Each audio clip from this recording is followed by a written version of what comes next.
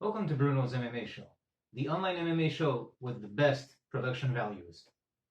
So, you know, 2 episodes ago, during my first episode, I was talking about the whole UFC 249 cancellation and my thoughts on it and what might happen afterwards.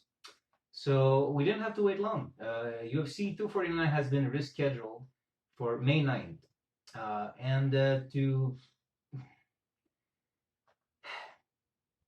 So Dana White is going ahead with Ferguson versus Gaethje, which makes sense when you look at the fact that Khabib is still trapped in Dagestan, and that is unlikely to change by May 9th. Now, while I would morally and logically disagree with holding an event in the middle of a pandemic, I have to admit I am gonna watch it. So I'm not gonna be boycotting that one. So I don't want to be a hypocrite. For sure, I'll watch it. I'll watch any Ferguson fight at this point. I think it's a very significant career in the sport of MMA. Ferguson's is, and I don't want to miss a single beat at this point, especially at his age. Like you feel like he's about to touch greatness, or that Dana White's decisions are conspiring against his legacy in a way.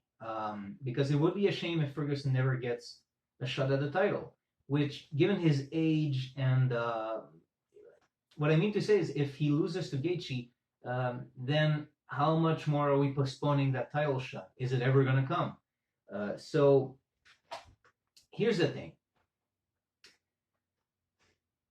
I have this conspiracy theory regarding UFC 249, regarding the fact that Dana White really wants to make McGregor and Khabib 2 happen.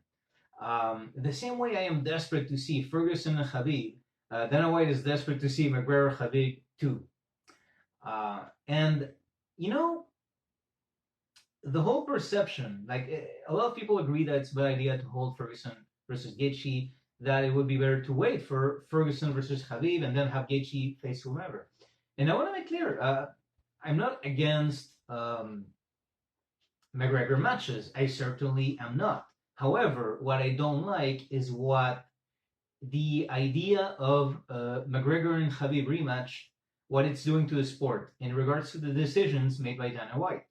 And I think Dana White is a very cunning man, and I have this theory. So I'm going to get to it. I believe that, well, I don't believe it, but I have this theory where I think it's possible that Dana White planned a lot more than we think he did initially at first glance. Because a lot of people agree, oh, he's doing Ferguson Gaethje. It's like he's trying to remove obstacles from McGregor Khabib too, in the sense that now Ferguson and Gaethje cancel each other out. A lot of people are saying that McGregor should face Gaethje, so now you kind of like remove an obstacle. Then whoever has the interim title faces Khabib, and then you can kind of sneak in the McGregor rematch if Khabib wins again. Or you put McGregor against the person holding the belt at that moment. So that already kind of removes an obstacle. However, I was thinking about it, and you know what? I haven't heard a single person mention this, but what if Dana White planned even more than that? What if it went beyond things just happened that way and he kind of took his chance where he had it? What if, because here's the thing, Khabib went to, left the States because Dana White told him, oh, the match is going to be outside of the United States for sure. And then, Khabib ended up trapped in Dagestan. Well, trapped, I mean, like, he couldn't get out. Here's my conspiracy theory. What if Dana White knew from the start that the match was going to be in the States? What if he kept it to himself? What if he gave Khabib wrong information on the hopes of putting Khabib out of the match,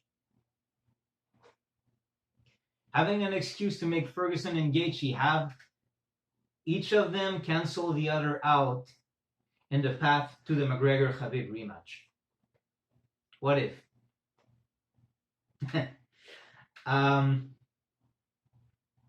I actually think it's very likely. Of course, I don't know. That's why I call it a conspiracy theory. But I think it's very likely. I think it's very likely that Dana White knew what he was doing, that he maneuvered Khabib out of the way so he could have McGregor Khabib too.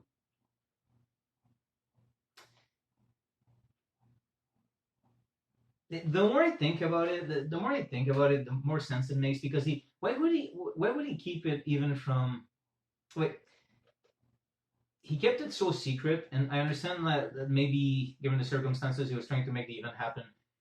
He was just juggling options, but to give that information to Khabib and then things change. Of course, it could all be a big coincidence, but I wouldn't put it past Dana White to have done that, to have maneuvered Khabib out of the way. So